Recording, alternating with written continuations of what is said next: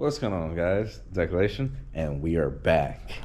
So, last video, you saw the cool color that I painted the engine. Now, it's time to start clearing off my table and getting this fully dressed the way we need to. I'm still waiting on some parts, so there's still going to be some stuff that I won't be able to do in this video. But hopefully by the end, this engine will look completely different. So.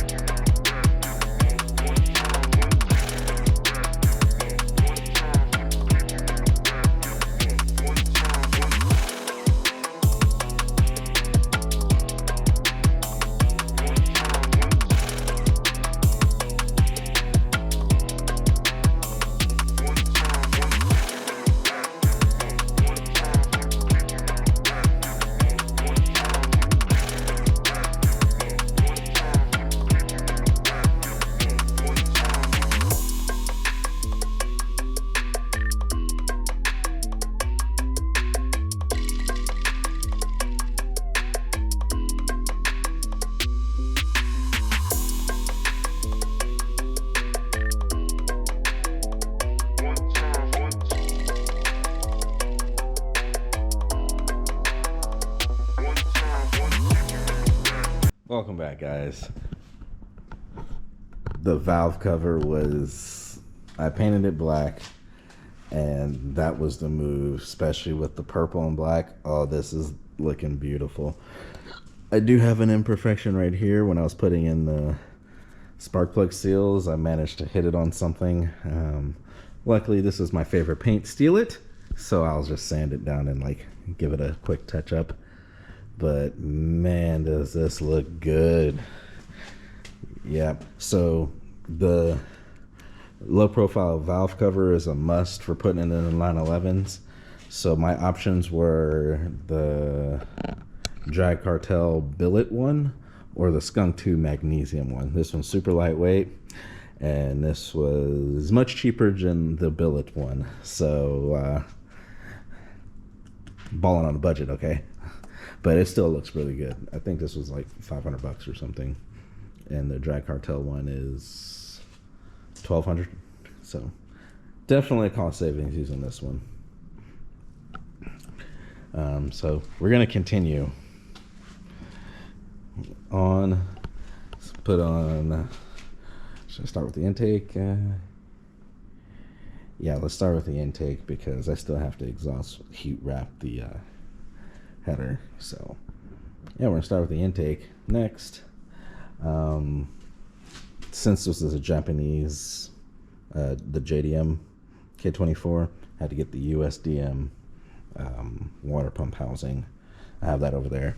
I think I need to paint it black because this black and purple is looking really good. So yeah, stay tuned and let's get the intake on, and then we'll probably scavenge sensors from the stuff that I pulled off initially. Hopefully those sensors work. If not, I may just end up buying a bunch of new sensors. I hope I don't have to do that though. We'll run the old stuff for, this is the scratch and dent motor. We're gonna run the old stuff on the scratch and dent motor, and let's see what it does. All right, stay tuned.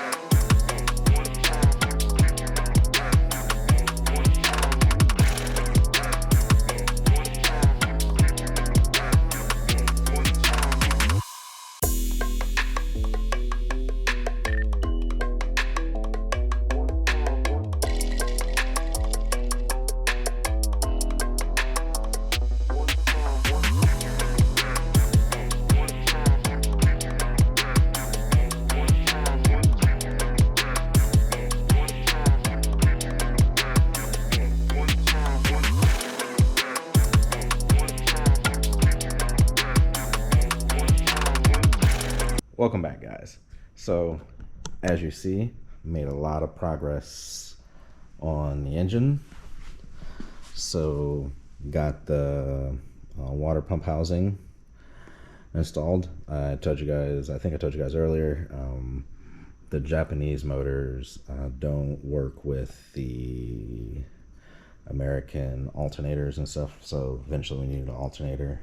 You're gonna have to replace this because you can't get the Japanese alternators.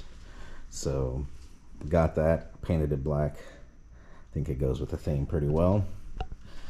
I got the thermostat housing, these fittings. This back one I'm gonna feed right into this bottom of the intake, so that puts, from what I understand, that puts hot water in the back of the thermostat, so it opens correctly the way it's supposed to. I got the starter installed, new starter, the new water pump. I got my turbo feed and oil pressure sensor. I got an external one. I know I need to replace this. This is the VTEC solenoid. Looks kind of old and crusty, so got one of these on order. A new one's coming. But some of them have an oil pressure sensor, some of them don't, so I just got one right here. Here goes the oil feed for the turbo. Running into issues. I'm having troubles getting this fitting, so if you want to comment down below. This is a Precision 5759 turbo. Comment down below, let me know what size fitting this is. I've bought two and neither one of them fit right, so but I did get the drain done. I also installed this is my 3-port boost solenoid. Figured this would be a cool spot for it. The turbo's gonna have a blanket on anyway, so it shouldn't be too crazy hot for it, and just use one of the existing holes on the side of the engine to use that as a mounting point. And it's convenient because the wastegate's right here and the turbo's vent port's right there. So figure run very short hose, run it to where it needs to go. Yeah, I am waiting on a shipment. I have a fluid damper coming. I've got a 40-degree VTC gear coming.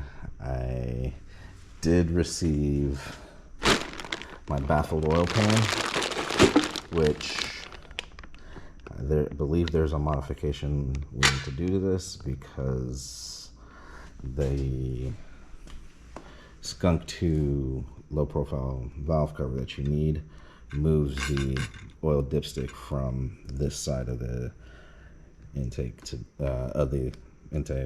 valve cover to this side, and so this doesn't account for that. So I think I need to take this top plate out and drill a hole. Just got to figure out where it goes. And I've got my K20 ported oil pump, which this is what's going to allow the engine to turn higher than 7,800 RPM. I'm shooting for about 8,600 RPM. That's pretty much what the stock ones do. This is a ported one, but I don't want to push it too far. And I know the valve train for these engines kind of limits it right around there. So until I do upgraded valve train, we're going to try and just go for 8,600, which is plenty in the Porsche because that's going to scream.